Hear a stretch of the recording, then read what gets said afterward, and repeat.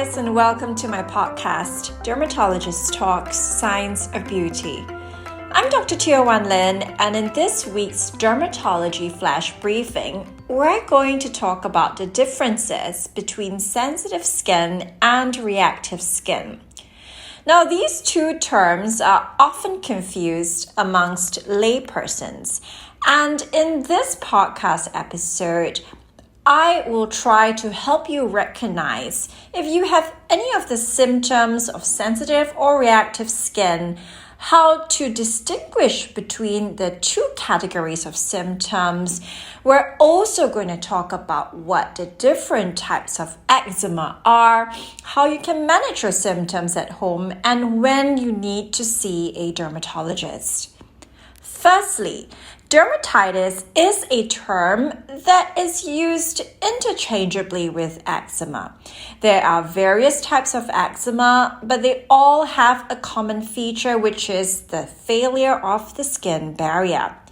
This manifests in terms of red, flaky, dry skin, and skin symptoms can include itching, sensitivity, tingling, stinging, especially when exposed to skincare or even water, different types of products, or changes in the environment.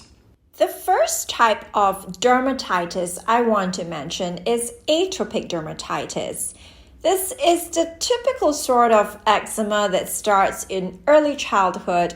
There is a strong genetic component, so it may run in families, especially in association with conditions such as asthma, allergic rhinitis, hay fever, sinusitis. All these are part of what we call the atopic triad. Now, for childhood eczema, it tends to occur over the flexures or the extensors of your limbs, including the neck area, and it can also be worsened by changes in your environment and triggered off by the use of harsh cleansers and soaps. Another type of dermatitis is known as contact dermatitis. For dermatologists, we further subdivide that into allergic and irritant contact dermatitis. Allergic contact dermatitis is much rarer than irritant contact dermatitis. It tends to occur in response to repeated exposure to a certain sensitizing substance.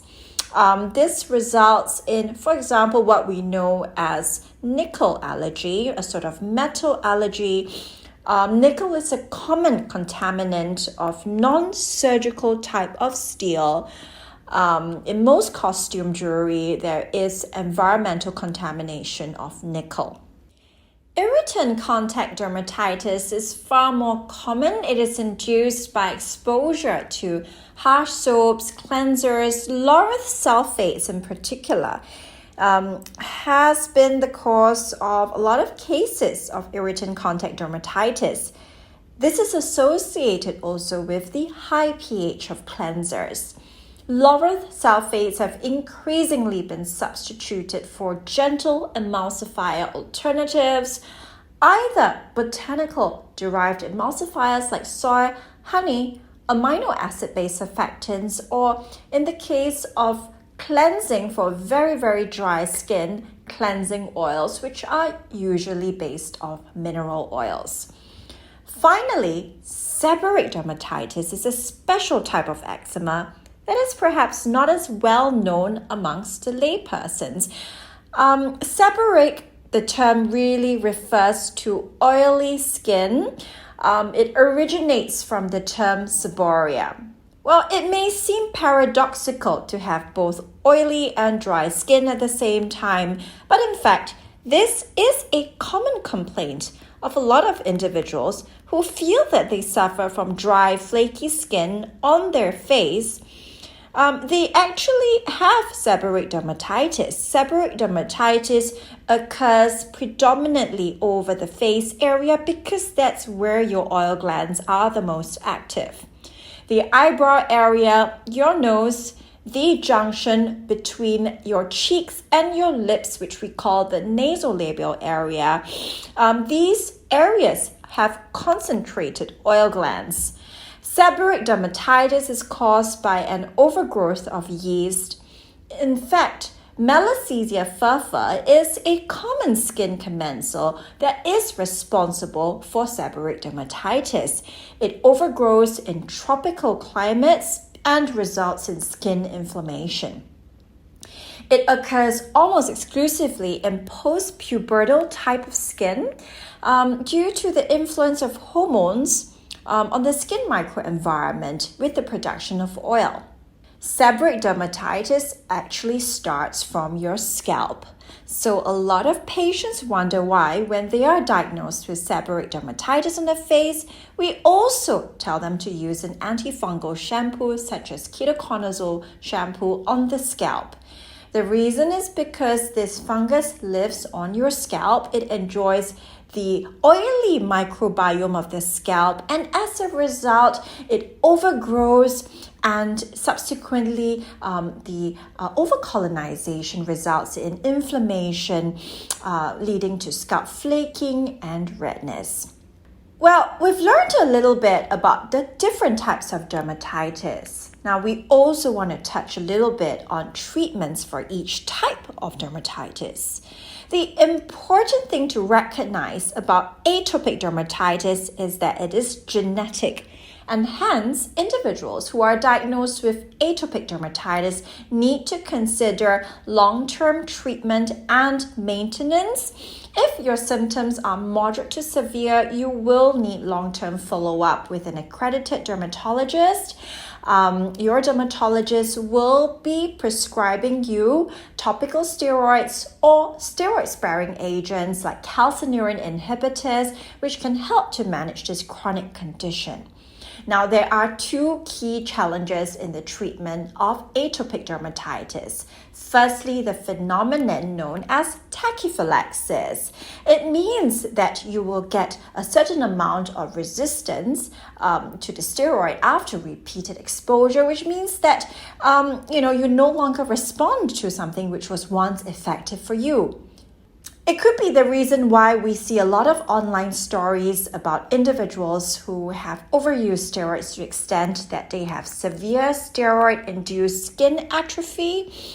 But on the flip side, that has also led to a dangerous phenomenon we call steroid phobia, which is something that dermatologists are aware of, and it's not a good thing because, firstly, while you cannot and should not self-medicate with topical steroids, at the same time, if you have been advised by your dermatologist to use topical steroids, which you really need, failure to comply with their advice or not seeking appropriate treatment, for example, with the correct potency or type of steroid, because of steroid phobia, this will lead to skin barrier dysfunction failure, and the end stage is a catastrophic condition known as erythroderma, which is the most severe form of skin barrier dysfunction, which is even life-threatening.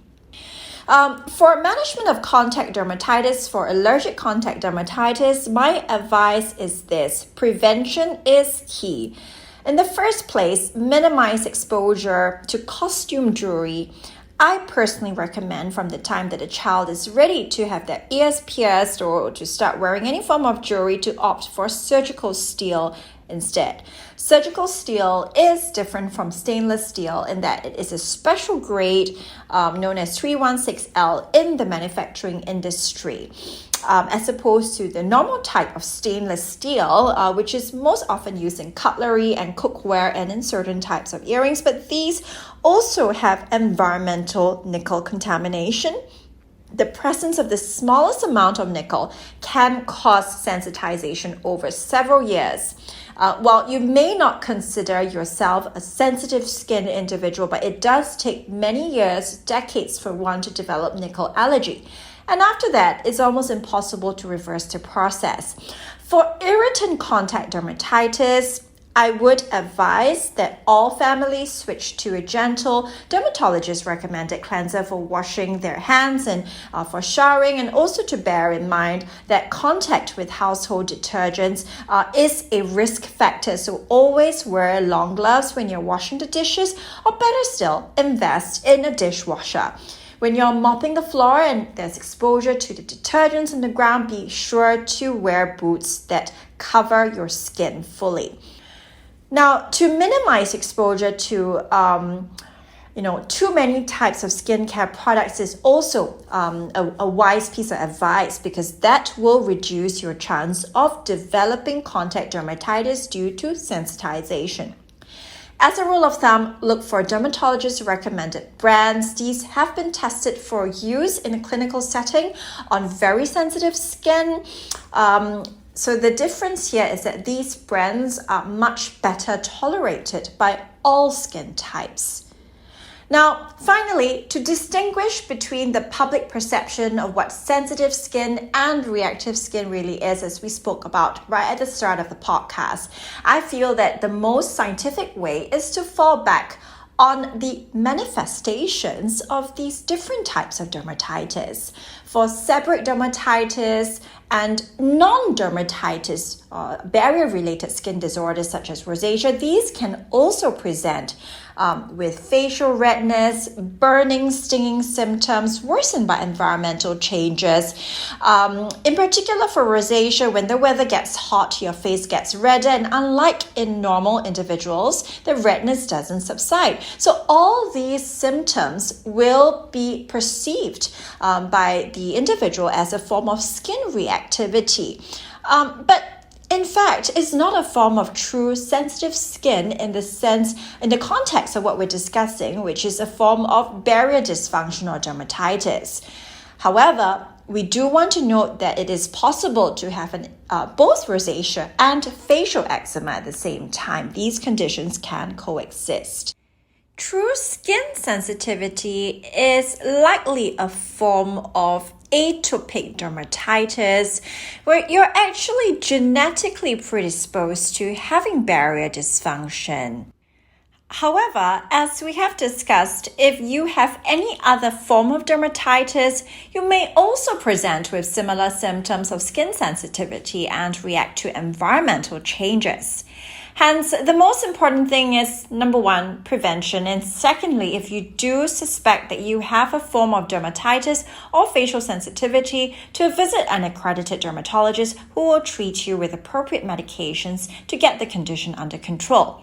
Well, that's it for this week's Dermatology Flash Briefing. This is Dr. Teo Wan Lin for Dermatologist Talks Science of Beauty. You may follow me on my Instagram at Dr. Teo Wan Lin, and also visit our podcast website at www.scienceofbeauty.net for the full podcast transcript.